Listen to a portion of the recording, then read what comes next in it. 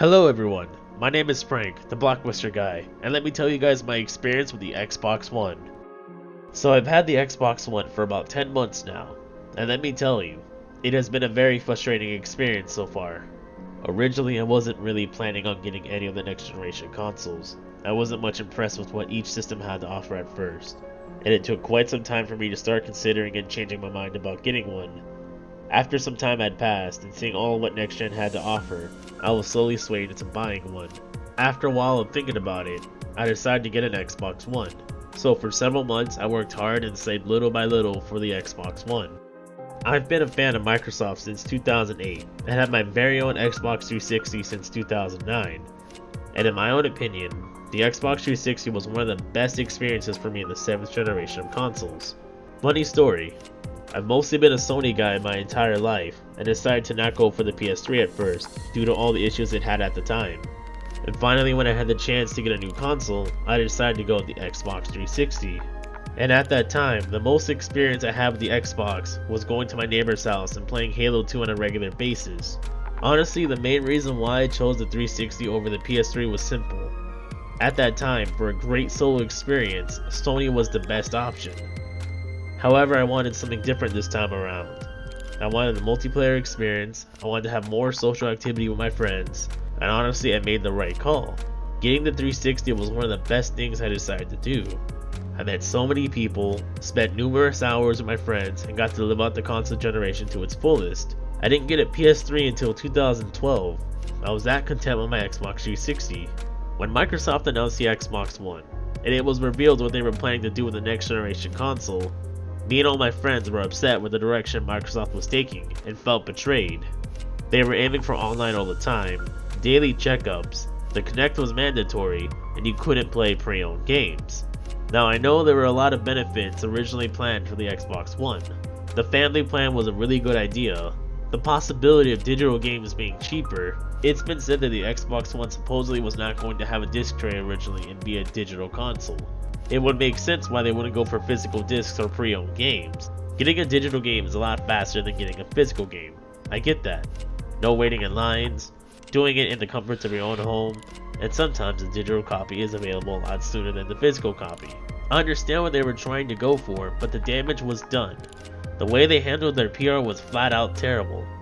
Had they done a better job conveying all the good things, many people would have been more on board with Microsoft's original intentions for the Xbox One. It took me quite some time to start forgiving them. At that point, me and many of my friends were not even considering about getting the console at all. When Microsoft finally got their act together, it started making changes like making it offline playable, being able to play pre-owned games, no daily checkups, and the Kinect wasn't a mandatory thing. Me and my friends were slowly changing our minds and starting to forgive them. We were still mad at them for what they were trying to do, but we appreciated the fact that they were finally starting to listen to the gaming community and trying to fix everything. After the changes were finally made, me and my friends started considering getting the console. For me, there were many newfound reasons that really started to make me consider getting the Xbox One. There were a lot of good games that were announced that caught my attention and seemed promising. Assassin's Creed Unity was one of those games that got me really stoked. The idea of doing some missions with my friends, then afterwards roaming around with them in the city, in a nearly free roaming Assassin's Creed experience, that was a cool idea. Secondly, off the bat, the main game that got me and a lot of my friends interested in getting an Xbox One was the Master Chief Collection. So many of my friends that had stopped playing Halo were going to come back and play a console Halo again. 4 games with their original campaign and multiplayers intact, with each of their own playlists and a remake of Halo 2. It was a freaking thrill to me. To me, all these promises were perfect. The thing is, it had looked like Microsoft had made a complete 180, and were going to work hard to make it up to us gamers. In a lot of regards, they did, especially with Phil Spencer in charge and with Major Nelson as support. They were able to fix up many of the PR fiascos caused by Don Matrick, and I really appreciate a lot of the things that they are currently working on just to make the Xbox One better and listen to the community. Despite that, even with all the effort they put in so far, it doesn't change the fact that the Xbox One still has so much problems that makes me want to cringe. In my honest opinion, I feel that the 360 is better than the Xbox One. If you were to compare the Xbox One features and all to the Xbox 360, in a lot of the areas the Xbox One falls flat and feels like a downgrade compared to the 360. Let's look at the Xbox One controller and accessories. The Xbox One controller. I didn't have much of a problem with it. but it could have been much better. The Xbox One controller has great analog sticks that are much better than the Xbox 360 controller. All in all, it's a great improvement, but that's all the compliments I can really give it. It feels way too light, doesn't feel as sturdy, and in my opinion the Xbox 360 controller has a more firm grasp to it and overall better feel. Aside from that, with the Xbox One controller, Microsoft decided to stay with using batteries and rechargeable ones, which I do not have much of a problem with, but I really wish they would just taken a note from Sony and just moved on to making controllers with a built-in battery that can be charged. And I swear, the Xbox One accessories were poorly made. I bought the Xbox One rechargeable battery pack and the USB cord. The cord was very fragile, and it broke on me within 2 weeks. I bought a second one, the exact same thing happened. The Xbox One headset is worse. Mine's broke after 6 months and I next to never used it since I used Skype. Many of my friends that take care of their headsets just like myself had the exact same issue.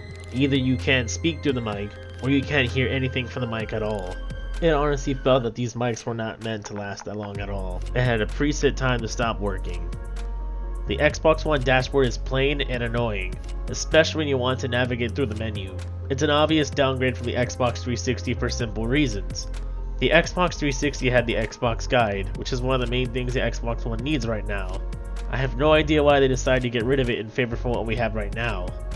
The Xbox Guide was easy and simple to use. It was the best way to navigate through your messages, your friend lists, achievements, and everything about it was perfect. It didn't take long to load, and it wasn't a hassle, and it made everything convenient. Making an Xbox One party can be glitchy and buggy at times, and sometimes I've had to make a party chat twice in order to make it work, and the friend list would take quite some time to load. And to make matters worse, sometimes when the Xbox One is processing this, it would actually freeze for quite some time. It's gotten to the point where I simply just use Google Hangout or Skype just to talk to my friends. Another thing that frustrates me about the Xbox One is that the avatars feel so darn worthless now. Why are they not on the dashboard? Why do you have to go out of your way to look for them? I'm exaggerating it, but seriously, it's not on display on your dashboard, not in your friend list. You have to go to the Avatar app. From there you can see your own avatar and your friends' avatars. But it feels so pointless. Every single friend of mine that owns an Xbox One eventually stopped caring about their Xbox avatars because Microsoft made it unimportant. Working on an avatar was a fun thing to do because there was so much variety and a lot of combinations you could make. You had items from the marketplace you could buy, special promotion giveaway avatar items. You had award avatars which you had to work hard and go through certain circumstances just to unlock certain achievements to get these avatars. And using them all in any combination to make the perfect representation of yourself was great. You had something to show off to yourself, your friends, and your friends had a way to identify you out of their friends. It may not have been a big thing, but honestly to me, it was a big social thing and it really sucks to see how unimportant it is right now. This next issue, I don't have to go into too much detail about it. It's plain and simple, the ability to have a choice to install a game or not. Now the 7th generation of consoles, this was not a bad thing. This in fact was actually a good thing. For the 360, unlike the PS3, did not have Blu-ray support. The discs on the 360 would scratch and get damaged more easily compared to a Blu-ray disc. And the damage at first would be minimum, but as time goes on, if the disc gets more scratches, the game would have slight problems, like freezing problems, loading problems, and get to the point where the game wouldn't load at all. And that's where the benefit of installing games to the hard drive comes to play. It would cost a certain amount of gigabyte space depending on the game, and once you install it onto the hard drive, the game would run better and load faster. If the game you're trying to install to your hard drive is already really scratched up, and you already installed it to the hard drive prior, it would still load up, since half the data is on the hard drive.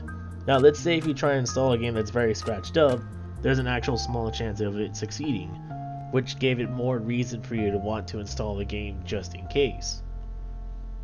One of the things I really liked about it, if you were the type of person that never had to worry about scratches, you wouldn't ever really need to install the game at all. The best part about it was that you had a choice. You didn't need to install the game just to play it. So all in all, there were more pros than cons to installing your games to your hard drive. Now for the 8th generation of consoles, this is where it becomes mix and a problem. For the Xbox One and the PlayStation 4, you have no choice in the matter, and if you want to play these games, you have to install them onto your hard drive. And what makes matters worse, for a lot of these games these days that come out, they have a long installation time and take up a lot of space on your hard drive. And after you're done installing these games, guess what? For most of these games, they have a day one patch that are more than 5 gigabytes. Next is for how digital games are handled. I've had a hard time using some of my digital downloaded games I purchased from my time using the Xbox One.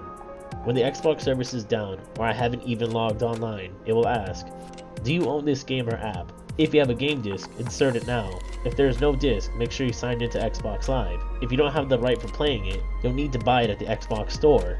It will even ask you this for free apps like YouTube. These apps won't work even if you have an internet connection. If you do not have an Xbox Live Gold or not connected to the Xbox Live service, you won't be able to use them at all. The only way to fix this, you would have to go through your settings and click on the one setting that says, make this my home Xbox. It's not a hassle to do it, but it's just kind of stupid that you have to do this for free apps and games you purchase through the store. During the launch of the Xbox One, there were some big problems that were pretty bad. Microsoft had promised to fix the issues and patch them up ASAP. The problems were dealt with. However, some people like myself were still able to get these problems to happen to them. Two of those problems that I had the trouble of facing was the black screen of death and the green screen of death, both back to back. For the black light of death, I had to download and format a thumb drive to use a diagnostic tool and try to download the update manually, which it did fix the problem after a couple attempts. However, right afterwards I instantly got the green screen of death.